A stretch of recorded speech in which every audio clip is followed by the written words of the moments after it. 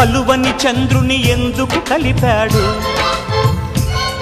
ఆ కలయిక కలగా ఎందుకు మార్చాడు,